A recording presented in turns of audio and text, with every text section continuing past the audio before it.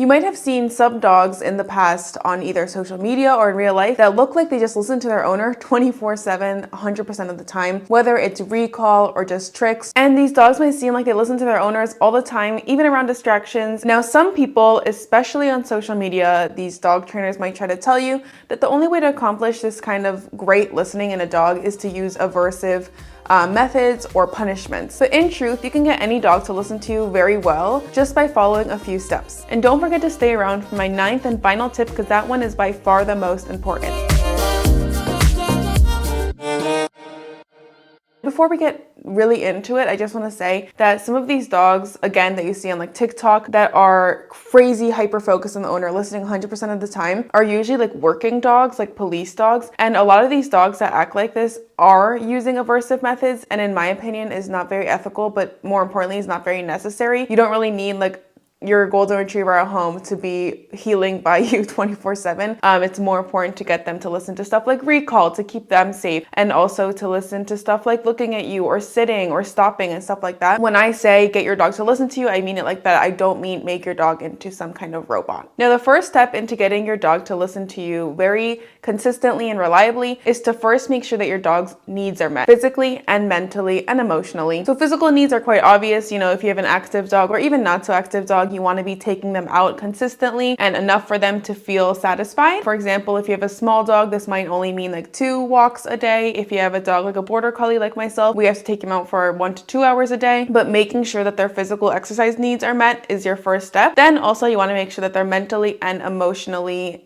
fulfilled as well. So again, depending on the breed, this might mean different amounts of time and different thresholds of how hard these activities are, but dogs really need to be mentally fulfilled, whether it be through training, dog sports, working, food puzzles, enrichment, stuff like that. And the reason why this is my first tip is because a lot of dogs that are quote unquote acting out and maybe not listening to their owner is because they're not being fulfilled in the most basic form for in their lives. So by simply making sure that your dog's basic needs are met, you're already one step closer to your dog listening to you way better. The second step, and probably the most important, is to work on your bond with your dog. I have a whole video on how to bond with your dog and become your dog's favorite person. I'll link that in the description. But bonding can happen, through stuff like hand feeding or just spending quality time together, or even going on fun walks together, going on cool adventures. And also really importantly is to play with your dog. I mean, sadly, what I've noticed is I see a lot of dog owners, play a ton with their dog when they first get them as little puppies, they're always playing with them. But as they get older, the playtime goes down and down. But it's really important to realize that dogs really love to play. I mean, not all dogs, but most dogs, whether it's playing tug of war or even stuff like fetch or throwing a toy around the house, it's just engaging with them is so important for building that bond. Mochi wants to play for like 30 minutes a day. And I get that it could be annoying if you have a super busy schedule, but it's really important to try to fit that in at least a few times a week. And that's going to help your bond a ton. And why a bond is so important is because obviously a dog is more likely to listen to you if they see you as someone that they love, that they respect, and that they spend a lot of time with. Some dogs can be motivated just with like food and stuff, and also will listen to a lot of people, but most dogs are very specific in who they listen to. So Mochi, for example, my dog will not listen to strangers, but he will listen to me 99.9% of the time. And this is because we have such a great bond. We spend so much quality time together that we have that trust and, belief in each other. The first 2 tips were pretty basic. So the third tip I'm going to give you to make your dog listen better to you is to teach them the eye contact command. This is otherwise known as like the look at me command. For Mochi, I say focus. It doesn't matter what word you use, but you want to teach your dog to look you in the eyes. The reason why this is so important is because when you have your dog's eye contact, the likelihood of them listening to you goes up. This is because eye contact signals that your dog is actually paying attention to what you're saying, and you kind of have a hold of their attention in those few seconds. So saying the look at me command before you give them another command can really step up your dog's listening game. To teach your dog to look at you in the eyes, it's pretty simple. All you have to do is encourage your dog to look you in the eye. I teach the look at me command not by putting a treat here, like luring their eyes here, because I find that to be like an extra step that slows it down. I just kind of encourage my dog to look at me in the eyes. I can put my finger here without a treat, kind of wave in the general area. As soon as I get eye contact with my dog, click reward. As you get better and better, you can start putting distractions like holding your hands out, holding some treats in your hands, moving your hands around, but encouraging your dog to look at me. When you get the eye contact, again, click reward. Of course, this is just another command that will take a lot of time and progress, but it's definitely worth teaching if you want your dog to listen to you more reliably. Quick note here, I don't think I've used the look at me command before telling Mochi to do a command in like months or even years because Mochi is so reliable. But in the beginning, especially when we were working around distractions, this is super important, or even when we were working through his reactivity at the beginning, which we're still working through. And then as you get better and better, you can ditch the command if your dog listens to you anyway. But in the beginning, it's a total game changer in my opinion. My fourth tip is to use high value treats. This is something that I think a lot of people might be trying to do and might be doing it not in the best way in terms of getting your dog to listen to you reliably. So first of all, the most important thing is that high value treats does not apply in the same way to every single dog. So your dog's high value treat depends on what your dog finds to be the best thing in the world. For Mochi, this is his chuck it balls, or he loves frozen green beans for some reason. He loves cheese. But for another dog, it could be popcorn or chicken or another type of toy. So it's really important to adjust your high value treat that you're using for your dog. The second mistake I see sometimes is that people use their high value treat too often for a bunch of different commands. It's really important to differentiate which commands get high value treats, or not, maybe not even which commands, but like when you do it. So for example, if your dog has known how to sit since the day he got there and now he's 5 years old, he shouldn't really need to be using a high value treat to get him to sit in your living room. But when you're teaching recall to a dog, especially at the beginning, you definitely want to be using the highest value reward. So knowing when to use a high value reward, keeping it a rare occurrence, or even switching up the high value reward is really, really important. So for Mochi, I switch it up between the chuck it ball, between cheese, between meat, between,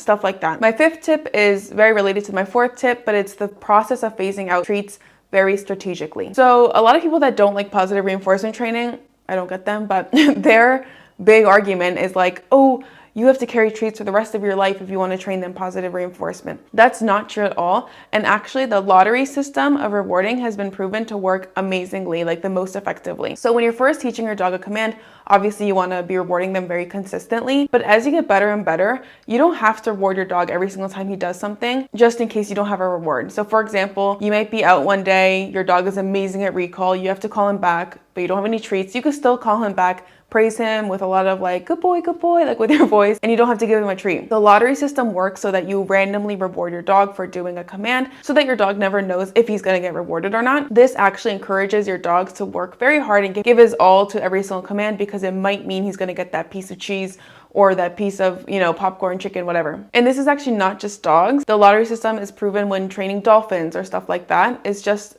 how animal behavioralists find to be a very effective way to train a dog that already knows a command. You can also take this a step further and put the lottery system to the high value treats switch up type stuff and mix it all together. So you do the lottery system in terms of random timing of rewards, but also random rewards. So your dog will never know if he's gonna get cheese or chicken or pretzels, whatever. This kind of stuff just makes training fun, makes your dog more motivated, therefore making him much more likely to listen to you. My sixth tip is to set your dog up for success. Now, when your dog starts getting good at anything, whether it's recall or when you're working with reactivity, with desensitization and counter conditioning, it's easy to get really wrapped up in all that excitement of your dog's improvement and move very fast and progress very fast. For example, if you're working on desensitizing your dog to other dogs and he's doing so well when you're standing 10 feet away, so you decide to move 5 feet forward and see what happens. I totally get that that's easy to do, then get wrapped up in the excitement, but this is actually very detrimental, and this could be causing your dog to quote unquote not listen because he's over his threshold. It's really important to start everything at the lowest possible intensity and then moving up very, very slowly. So again, with a desensitization example, you might want to move a few inches every time your dog gets better. With recall, you don't want to start with your dog so far away and then calling them back. You want to start with them right there, then maybe a little bit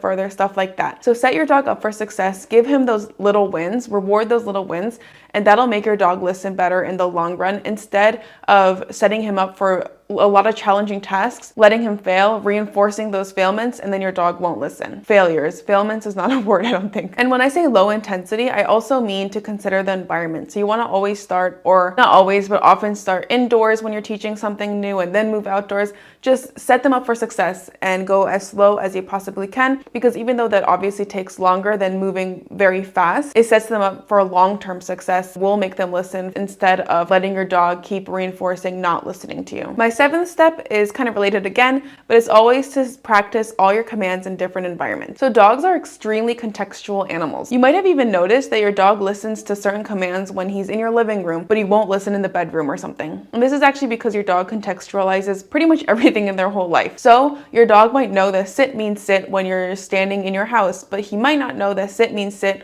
when you're at a Home Depot. So this is why it's so important to practice in different environments so that your dog can't contextualize one command to one environment. If you practice all his commands, not just tricks, but like, stuff like, again, reactivity, desensitization, stuff like that. If you do it in a bunch of different environments, the likelihood of him listening to you is just much higher because he doesn't contextualize this one thing in this tiny little box. My 8th tip is to never stop socializing your dog. And this is so that your dog's focus can still remain on you and he doesn't get distracted and overexcited by new environments. So of course, I think a lot of us already know socialization does not just mean playing with other dogs all the time. It's more the exposure to our environment. A lot of people I'm sure know about the socialization window, which happens when a dog is a puppy, but some people think that socialization ends when they're a puppy. But the truth is socialization should really continue throughout your dog's whole life, maybe not as heavily as in the beginning, but you should always be trying to expose your dog to different environments in a very neutral, calm way. That way your dog is less fazed by new things that happen in his life and more likely to be able to listen to you without getting distracted, without getting super scared, etc. And finally, my 9th tip is to be nice to your dog. Just be nice. This sounds really stupid, but it's really, really important to build a positive relationship with your dog without using aversive methods, without using like aversive punishments. Just by being nice to your dog and using positive reinforcement-based training, it makes a world of difference in how your dog is going to react to you telling them what to do. If your dog is even a little bit fearful of you or has feelings of anxiety or suppression near you, they're obviously not going to listen as likely as a dog who trusts you, who knows you will advocate for them, who knows you won't hurt them or scare them, and you only reward good behaviors, and you've never laid a hand on them. And this is really interesting because people often use aversive methods on dogs, stuff like prong collars, popping the collar, and physical punishments, and their dog might look like they're listening 100% of the time, and they might, but it's really sad because these dogs might feel very suppressed and they might feel very anxious and that they have to listen to everything you say. Whereas if you follow the tips I've kind of outlined today, and by being nice to your dog using positive reinforcement, you know that your dog wants to work for that reward. And he wants to work with you and for you, therefore listening to you very reliably and very consistently. Speaking of getting your dog to listen to you in a non-forceful, loving, kind way, check out the video links here on the screen on exactly why I would never listen to Cesar Millan, someone who gets his dogs to do what he says in a very aversive way.